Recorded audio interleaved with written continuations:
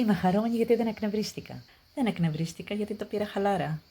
Δεν θύμωσα, δεν φώναξα, δεν έβρισα, δεν βρίστηκα, ούτε έβρισα, ούτε βρίστηκα. Δεν έγινε τίποτα από όλα αυτά, γιατί συνήθως κάτι γίνεται. Σε μένα έγινε το τίποτα. Και ξέρεις τι είναι το τίποτα? Μια σιωπή που μιλάει και λέει όλα αυτά που ο θυμός ποτέ δεν μπορεί να πει. Κάποιος θα μας τσιγκλίσει, κάποιος θα μας ενοχλήσει. Εγώ όμως δεν τσιγκλίστηκα. Γι' αυτό δεν ενοχλήθηκα. Κάποιος θα μας πατήσει. Ένα κουμπί.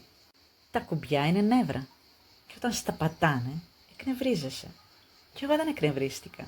Και μου τα πάτησε όλα τα κουμπιά. Αλλά δεν εκνευρίστηκα. Όποιο κουμπί κι αν πάτησε δεν άναψε τίποτα. Γιατί δεν άναψε εγώ. Εγώ δεν άναψα. Δεν πήρα ανάποδες. Πήρα ανάσες. Βαθιές ανάσες. Δεν εκνευρίστηκα, δεν αγανάκτησα, δεν συγχύστηκα. Γι' αυτό είμαι χαρούμενη.